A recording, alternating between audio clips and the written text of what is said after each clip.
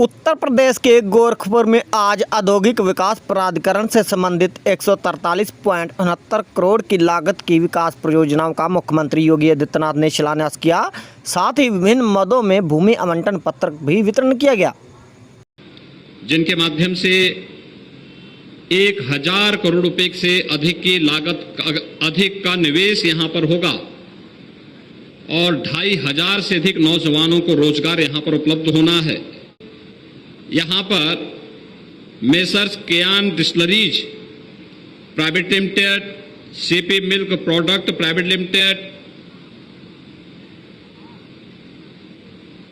और भी अन्य तमाम निवेश की संभावनाओं के लिए भूमि आवंटन का जो कार्यक्रम यहां पर हुआ है, हम सबको इस बारे में सोचना होगा कि इस देश के यशस्वी प्रधानमंत्री आदरणीय श्री नरेंद्र मोदी जी ने 2024 तक देश की अर्थव्यवस्था को $5 ट्रिलियन का बनाने का एक बड़ा लक्ष्य देश के सामने रखा है। उत्तर प्रदेश देश की आबादी का सबसे बड़ा राज्य है।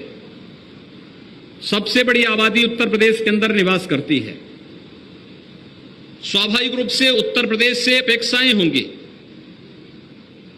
और उत्तर प्रदेश प्रधानमंत्री मोदी जी की अपेक्षाओं के अनुरूप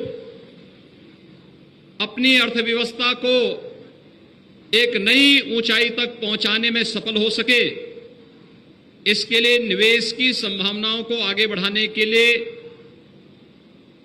हम सबको मिलकर के प्रयास करना होगा। मैं धन्यवाद दूंगा यहां पर उन सभी निवेशक और उद्यमियों को जिन्होंने गोरखपुर के गीडा जैसे पूर्वी उत्तर प्रदेश क्षेत्र में निवेश के लिए चुना और आज यहां पर वे लोग निवेश के भूमि आवंटन के कार्यक्रम के साथ जुड़ रहे हैं। 1000 करोड़ रुपए के से अधिक का निवेश गोरखपुर में होगा और 2500 से अधिक नौजवानों को यहां पर सीधे सीधे नौकरी और रोजगार उपलब्ध होगा। मैं इसके लिए निवेशकों को हृदय से धन्यवाद देते हुए आप सभी को, गोरखपुर के नौजवानों को, पूर्वी उत्तर प्रदेश के नौजवानों को इसके लिए बधाई देता हूं। उन सब के प्रति अपनी शुभकामनाएं भी देता हूं। प्रधानमंत्री मोदी जी की भावनाओं के अनुरूप उत्तर प्रदेश को देश की अर्थव्यवस्था में अग्रणी भूमिका के रूप में स्थापित करने के लिए आगामी कुछ वर्षों के अंदर उत्तर प्रदेश की अर्थव्यवस्था को $1 ट्रिलियन की इकोनॉमी बनाने की दिशा में हमें प्रयास करना होगा और इसके लिए निवेश आवश्यक है। और निवेश की जो बुनियादी शर्त होती है वह है सबसे पहले सुरक्षा और कानून व्यवस्था की बेहतर स्थिति। आज भाइयों बहनों, उत्तर प्रदेश की कानून व्यवस्था देश के अंदर एक नजीर के रूप में ली जा रही है, क्योंकि उत्तर प्रदेश ने विगत 5 वर्ष के अंदर प्रत्येक नागरिक की सुरक्षा और प्रदेश में बेहतर कानून व्यवस्था की स्थिति को बनाए रखने के लिए जो कदम बढ़ाए, आज उसके मुद्दों से अपने आप को दूर रखा। दूसरा ऐतिहासिक कार्य उत्तर प्रदेश ने करके दिखाया। शासन ने अपेक्षा रखी कि सड़कें चलने के लिए होनी चाहिए।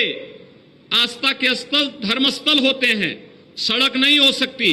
और सड़क पर तमाम लोग धर्मस्थलों पर माइक लगा करके अपनी आस्था को व्यक्त करते थे। यह हर एक की आस्था हो सकती है, लेकिन आस्था व्यक्ति का व्यक्तिगत विषय है। हम अपनी आस्था को किसी पर जबरन नहीं थोप सकते। और इस दिशा जब सरकार ने तय किया कि किसी भी धर्मस्थल पर माइक की ध्वनि उसके परिसर के बाहर नहीं आना चाहिए, 1 लाख से अधिक माइक या तो धर्मस्थलों से उतरे हैं या उनकी आवाज धीमी हो गई है और वे परिसर तक सीमित हो गए हैं। ये सभी चीजें बताती हैं उत्तर प्रदेश विकास की एक नई आभा के साथ विकास की नई बुलंदियों को छूने के लिए उतावला दिखाई देता है।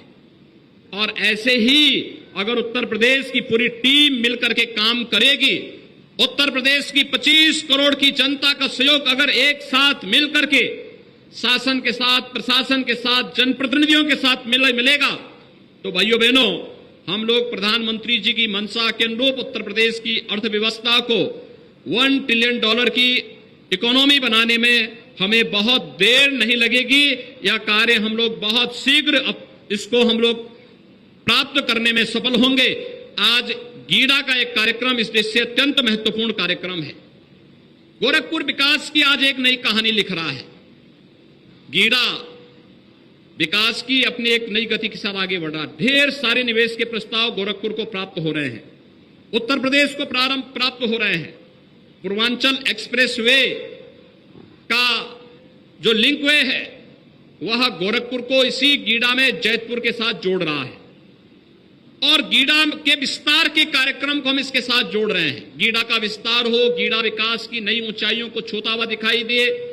यहां पर पूर्वी उत्तर प्रदेश के नौजवान को उत्तर प्रदेश के बाहर नौकरी और रोजगार के लिए न जाना पड़े, बल्कि उत्तर प्रदेश के नौजवान को गोरखपुर में ही या अपने क्षेत्र में ही, अपने जनपद में ही उसे नौकरी और रोजगार उपलब्ध हो सके। और इसके लिए जगह जगह औद्योगिक क्लस्टर स्थापित किए जा रहे हैं। और गीडा तो आज से 40 साल पहले बना था, लेकिन बनने के बाद इसमें विवाद खड़ा हो गया था। जब 1997-98 में भारतीय जनता पार्टी की प्रदेश में सरकार बनी थी, उस समय हम लोगों ने उस समस्या का समाधान किया था। और आज मुझे प्रसन्नता है कि उद्यमी गोरखपुर में है। जो गोरखपुर कभी बदनाम हुआ करता था माफिया के कारण, आज माफिया का सफाया हो गया है। आज गोरखपुर विकास की एक नई बुलंदियों को छूता हुआ दिखाई देता है। हमारा लक्ष्य होना चाहिए कि हमारा नौजवान अपने ही जनपद में नौकरी और रोजगार प्राप्त कर सके और इसी दिशा में प्रयास प्रारंभ किए गए हैं। चाहे वह यहां पर गारमेंट क्लस्टर के विकास के लिए किए जाने वाले प्रयास हों या फिर यहां पर जो आज भूखंड आवंटित किए गए हैं गारमेंट पार्क के लिए। इसके साथ ही हम लोगों ने प्रदेश के अंदर जो फ्लेटेड फैक्ट्री के गारमेंट, रेडीमेड गारमेंट्स के लिए एक नया हम लोग अभिनव प्रयोग करने के लिए लेके आए हैं।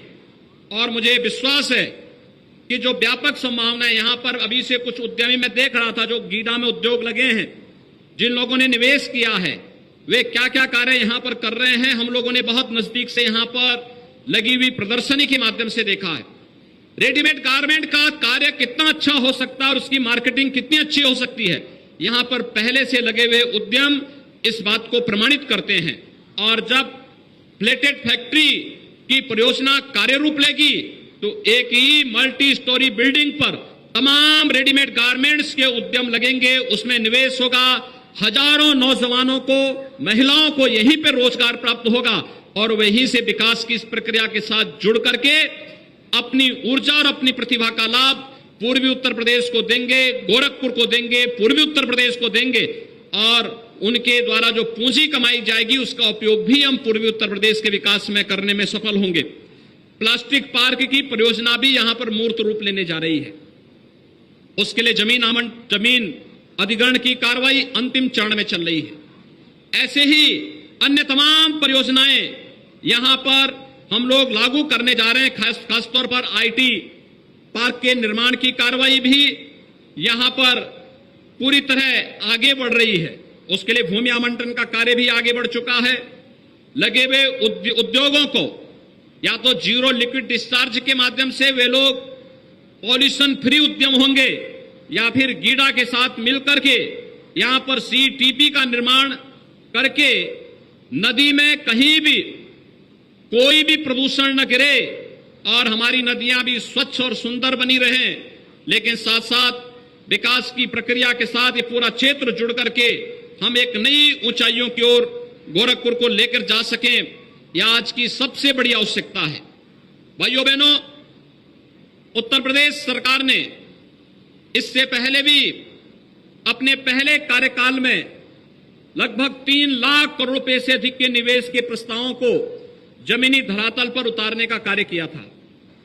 परंपरागत उद्यम को बढ़ावा देने के लिए एक जनपद एक उत्पाद की नीति को प्रदेश के अंदर लागू करके परंपरागत उद्यम को प्रोत्साहित करने के लिए उनकी डिजाइनिंग, उनकी मार्केटिंग, उनकी ब्रांडिंग और उसे हर प्रकार से प्रोत्साहित करने के लिए कि जिससे हम परंपरागत उद्यम के माध्यम से प्रदेश के लाखों नौजवानों के जीवन में खुशहाली ला सकें, यह कार्यक्रम यहां पर पहले ही लागू किया जा चुका है और वह सफलतापूर्वक आगे बढ़ रहा है। अपने परंपरागत हस्तशिल्पियों के कल्याण के लिए भी विश्वकर्मा श्रम सम्मान के माध्यम से राज्य सरकार ने अपने कार्यक्रम को तेजी के साथ आगे बढ़ाने का कार्य किया है। और आज मुझे प्रसन्नता है कि रेडीमेड गारमेंट पार्क हो या फिर प्लेटेड फैक्ट्री के कार्यक्रम के लिए भूमि आवंटन की कार्रवाई, ये सभी युद्ध स्तर पर आगे बढ़ रहे हैं। प्लास्टिक पार्क के माध्यम से एक ही स्थान पर प्लास्टिक से बनने वाली अलग अलग आइटम को हम यहीं पर स्थापित करके यहां के बड़े मार्केट को उनके सामने प्रस्तुत कर रहे हैं। और मेरा विश्वास है कि गोरखपुर, आजमगढ़, बस्ती, कुशीनगर, देवरिया, महाराजगंज, सिद्धार्थनगर या आसपास के जितने भी जनपद हैं, इन जनपदों का मतलब केवल वह एक जनपद नहीं होता है, बल्कि एक बड़ी आबादी, लगभग 5 से 6 करोड़ की वह आबादी होती है। और उसके साथ ही बिहार और नेपाल की भी एक बड़ी आबादी अपने मार्केट के लिए, अपने रोजगार के लिए, अपनी शिक्षा के लिए, अपने स्वास्थ्य के लिए गोरखपुर पर निर्भर करती है, आसपास के जनपदों पर निर्भर करती है। विकास की इस प्रक्रिया के साथ हमें आगे बढ़ना होगा और इसीलिए आज गोरखपुर में आप देख रहे होंगे, पहले एकमात्र बीआरडी मेडिकल कॉलेज था, आज बीआरडी मेडिकल कॉलेज अपने नए रूप में तो आ ही चुका है, लेकिन गोरखपुर में एम्स का शुभारंभ भी प्रधानमंत्री जी के कर कमलों से हो चुका और एम्स अब गोरखपुर में अपनी सेवा देना प्रारंभ कर दिया है। पहले यहां पर फर्टिलाइजर कारखाना 1990 में बंद हो गया था, आज गोरखपुर का फर्टिलाइजर कारखाना फिर से नए सिरे से उर्वरक का उत्पादन कर रहा है।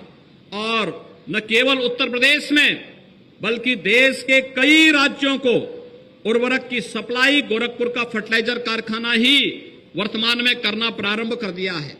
पिपराइच में लगी हुई चीनी मिल हो या फिर गोरखपुर में पर्यटन की ढेर सारी संभावनाओं को आगे बढ़ाने का एक कार्यक्रम, यह युद्ध स्तर पर आगे बढ़ रहा है।